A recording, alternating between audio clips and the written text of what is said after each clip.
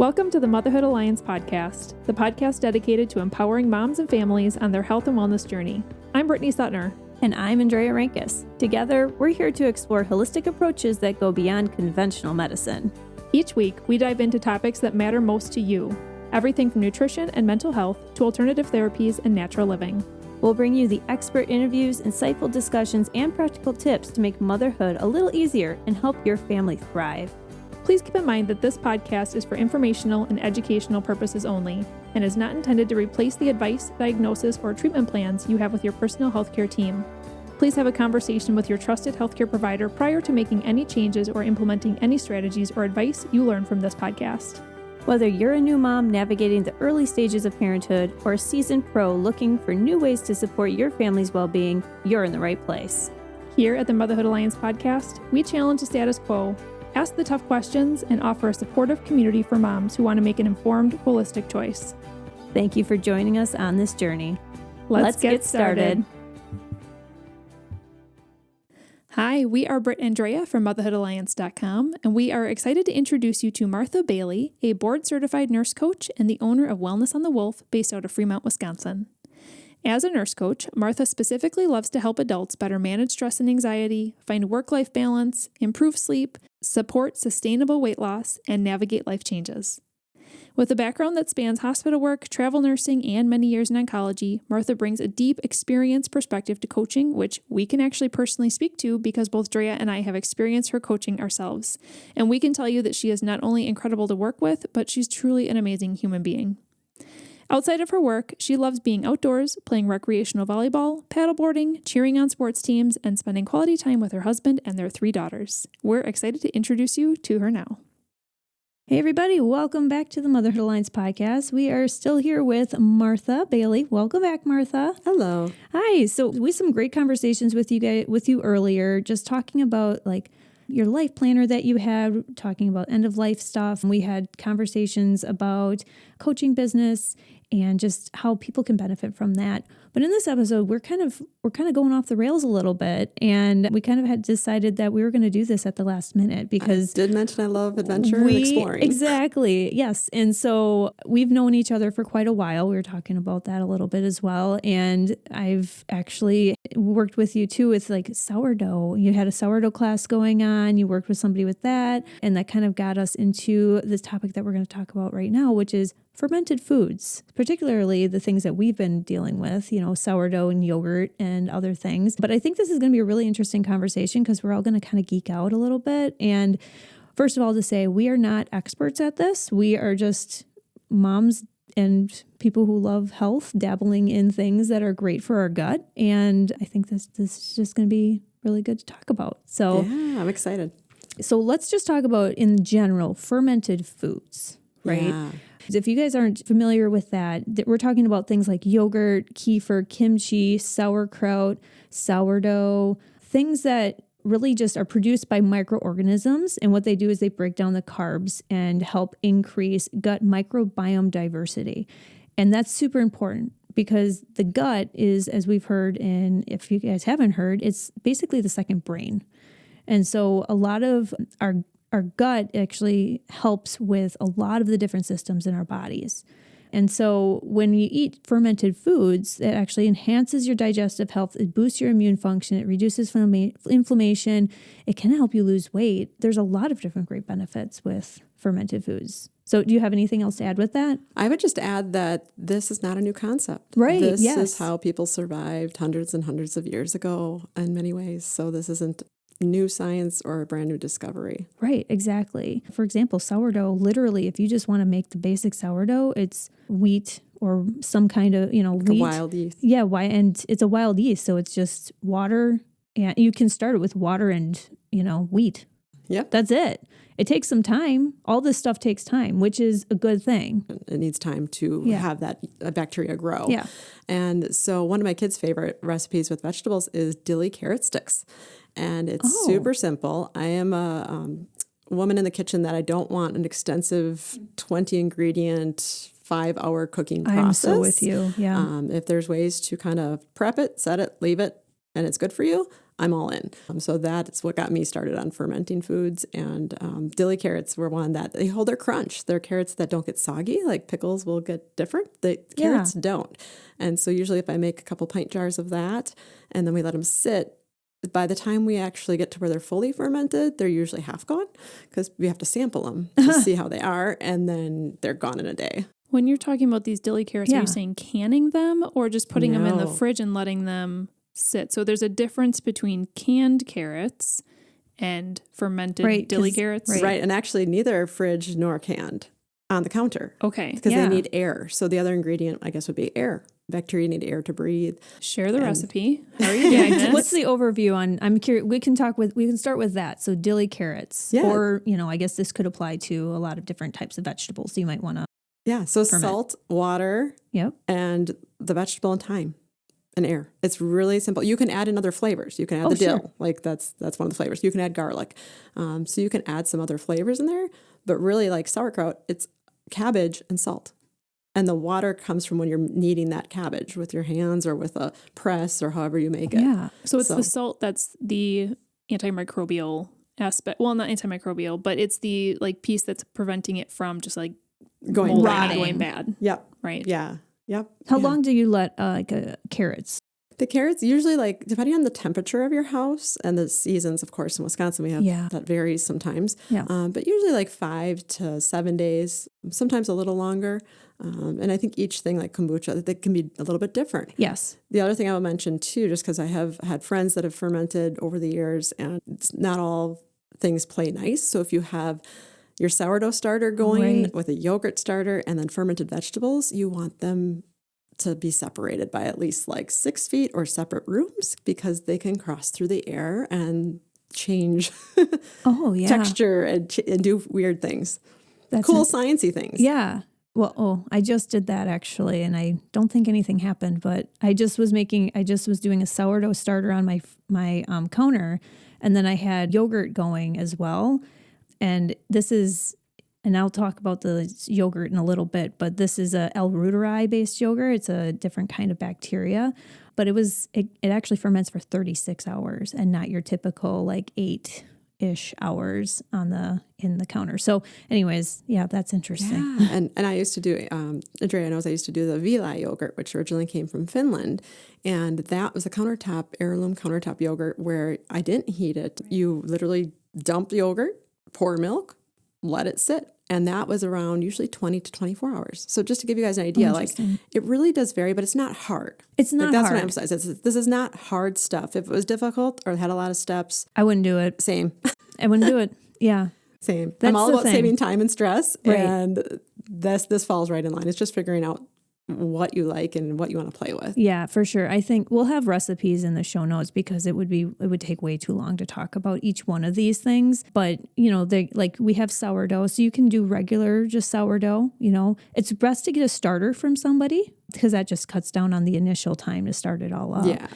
And there's so many different things that you can do with sourdough too.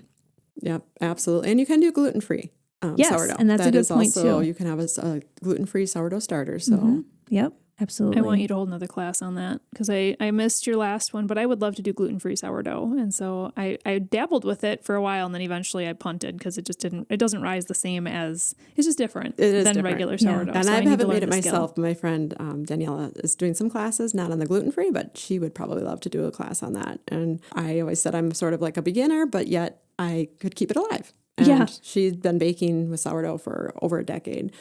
So it's kind of fun to bring different stories, but I always said, you can do this. You can do this. Even if you can't keep plants alive, sourdough starter is hard to kill. And if you do, there's a lot of people that have a starter. So I can also say that with kombucha too. With kombucha, it's the same sort of concept with fermented foods and it takes time, right? But you have a SCOBY in there. And I've accidentally left my SCOBY in my, the tea mixture for a very long time, but it does fine. Months and months as well. Yeah. Yeah. You don't want to drink that kombucha after that because I think it literally turns into an alcohol. Yeah. It's a fermented tea. Kombucha is a fermented tea. Yeah. So if we want to back up a little bit. So kombucha you make with generally black tea, sugar, and then the SCOBY, and then leftover starter fluid, which is the kombucha that you have. So, and again, we'll put a recipe in here, but that's also a really yummy way. And you can also, you ferment for the first time, and the second fermentation, which takes less time, you can actually make it like flavored too. So I just made some really good blueberry lemon. So it was like a blueberry lemonade or blackberry lemonade kind of. It was super good. Right? You had some. Mm-hmm. Yeah, it was really super good. Which I have to laugh because for those of you listening to this and you're like intrigued in this topic, but you've never dabbled and you're like, you leave yogurt on the counter for 2 days and then you eat it. Are you nuts? Or carrots on the counter for 7 days. That sounds bananas. Yeah. Our mom started doing kombucha, and for probably 2 years we harassed her and I'd be like drinking some moldy tea, and she got some alien in you. And here I am now.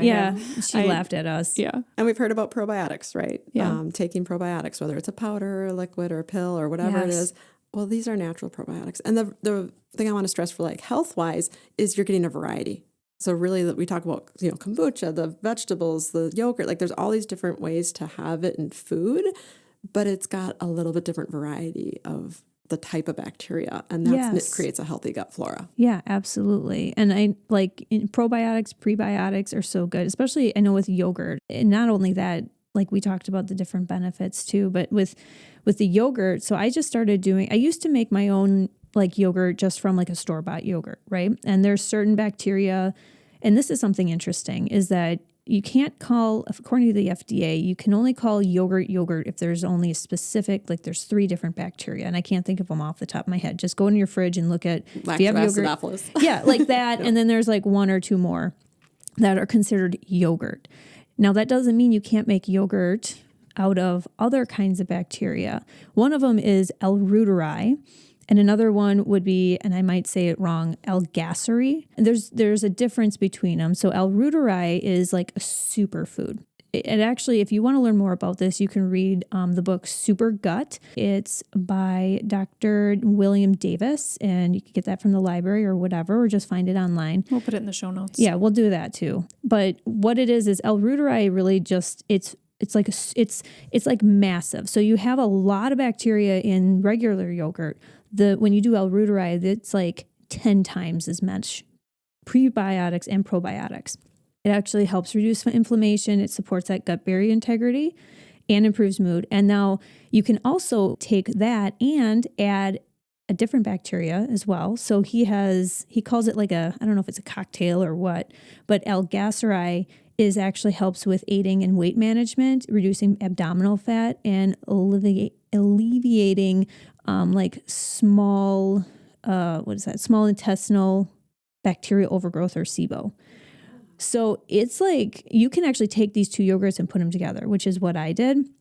And the difference between making this yogurt and a regular yogurt, the regular yogurt, you literally take your regular milk, whatever kind you want, and you put a couple of tablespoons of plain yogurt in there. So with live active culture, so just from the store, you have to actually warm it up to like 180 to 190 degrees. Take all the top, like there's like a film that comes on top of that. You take that off, and then you have to cool the milk down and let it sit to 110 to 115, and then you whisk in the starter. You actually let it sit only at 110 degrees for 4 to 12 hours. That's the regular yogurt. With L. reuteri, it's a little different because you actually add prebiotics to a starter, and you can actually take like these tablets. So literally L. reuteri tablets, which is the bacteria. So like you would just take them normally, but you crush them up. You add that with an inulin, which is a prebiotic.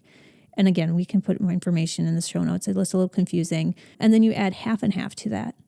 And so you stir it up and you incubate that for 36 hours at 100 degrees. So it's a little bit less temperature. There's different ways of doing this. Obviously, you could have a yogurt maker. You could have an Instant Pot. I actually use my dehydrator. It actually works pretty good. It stays right at 100 degrees. And I heard like heating pads and coolers too. Oh yeah, that would work too. But you have to make sure you keep a tab on the temperature, because if it goes over 110, it can actually kill the bacteria. But this yogurt is really good. It has a little bit of a different flavor, but I have seen a huge difference in my gut health as far as, TMI, pooping, right?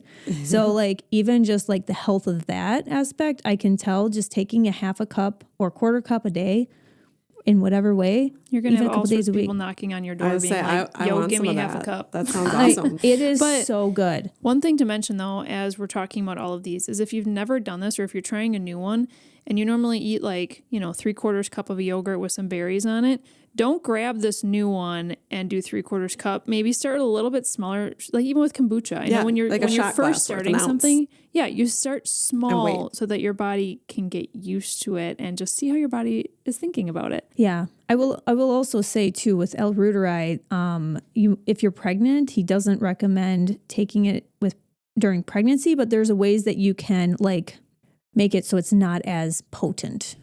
Mm-hmm. And he explains that in the book why that is. Yeah. But it's pretty hardcore. Yeah, and so this is not medical advice either, but it's just interesting how you can eat with the variety of bacteria and the amount. Like Brittany said, the goal is not to work up to drink a whole bottle of kombucha. That's not the goal. Right. Just a little bit of exposure to that bacteria in your gut, it goes a long way. It really does. And it doesn't necessarily need to be every day. It could work it into your lifestyle. This is the coach in me saying, like, how do you want to incorporate it? You might hear this and get excited, like, I want to start with this. Well, don't start with all the things. Start with one thing. What's your favorite? Martha, what is your thought on, like, I have heard people say, I have a spoonful of sauerkraut every morning. Like, can you have too much of these too? Can you overdo it on some of these? I think your body is going to tell you. If you overdo it, your body is going to tell you. Your gut from the mouth to the exit will give you signals. So really trying to be in tune with your body on what's the right amount for you and starting small. Mm-hmm. What all have you dabbled in? The fermented veggies, we've done sauerkraut, we've done the dill pickles, I've done some other various types of vegetables, and we did beets, I've done that before. Ooh, that sounds good, actually. Yeah, and then we've done beet kvass, that's like a drink and from Russia, and that one we did a little bit, but nobody really liked it that well. Oh, see, you just try and so see. we tried that. We've done, my husband and I were playing with this when our kids were super small, and it was just kind of that, I think the science experiment type feel in us and just using real foods. So yeah, those are some of the ones I've done for sure. The yogurt, Vila yogurt, the sourdough, the health benefits with sourdough too. When I started to teach the classes with a friend, it was so fun to I want to know how it works. I want to know why it works. What's it doing in our bodies? And just the benefits of how it can help even out your blood sugars. It doesn't have the blood sugar spikes.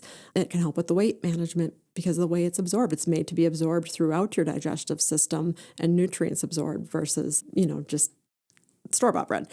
So yeah, those are some of the things off the top of my head that I've played with. But what is kimchi and kefir? So kimchi is a different type of cabbage. It's like Napa cabbage, and then they also use like a fish sauce. So kimchi's in Asia, often a side dish at every meal that they'll have, and there's various types. So there's not like one kimchi recipe. But did you hear that? A side dish at every meal. And that one is one that we made it, but it's hard to sell to the kids because it was a stronger flavor, and then you can make it spicy. And so that one we don't make in our home, but every once in a while my husband will buy a bottle and check in the fridge. That's usually in the fridge is the true. Your canned sauerkraut is not fermented in the store. You're not getting the health benefits. That's been heated or boiled where the bacteria is killed off. That's a good point too. Do you know much about kefir? Kefir, I did the water grains. There's water or milk kefir. So both drink liquid. And that one is also a little sensitive with whether you're well water or city water, the type of water you use with that. But that was kind of cool. They look like these little jelly, like the water kefir that I did, like little jelly balls. And it's just a different texture than like the SCOBY is more of a flat, squishy thing. These are like tiny little jelly-like balls. But is kefir milk-based too? It can be milk-based too. I've never made that one, but I had a friend that definitely. So it's like a different type of SCOBY that you're putting into either milk or water. Yeah, they're called grains. So instead of SCOBY, it's grains because they're just smaller and there's a bunch of them. One thing too is with these fermented foods, we kind of talked about sourdough, you can make it gluten-free. Even with yogurt, you can go dairy-free too. So there are options. So if you have if you're not really thinking that you want to, if you can't have dairy or gluten, maybe there are other options too that you can use. So I know with the L-reuteri, you can use coconut milk. There's a little bit extra steps with that, but you can do that. But also keep in mind, even with sourdough, the gluten content is different, right? Yes, it's very, if you have a regular with gluten flour, by the time you ferment that time, it breaks down where the gluten is actually more absorbed. Like your body can handle it. It's more tolerant. Yeah. I mean, it's individually based too. So maybe it's something that you really can't do, but just think of that. Even like kombucha, you do put sugar in there. And so some people are like, I don't want extra sugar. Well, you let it ferment for a while, that sugar is going to get eaten up by the bacteria. Yeah, the sugar feeds the bacteria. Mm-hmm. So you need to have those things in there for the bacteria to flourish. And so those are eaten up and you don't have to worry about it. So this isn't fermented necessarily, but the other thing I did when you were asking about what we've tried, and I still do today, is I will soak certain nuts in salt water for a certain length of time. Different nuts, different variety, but it helps to break down. The nuts have a protective shell, like the phytonutrients on the outside protect it from animals eating it or humans.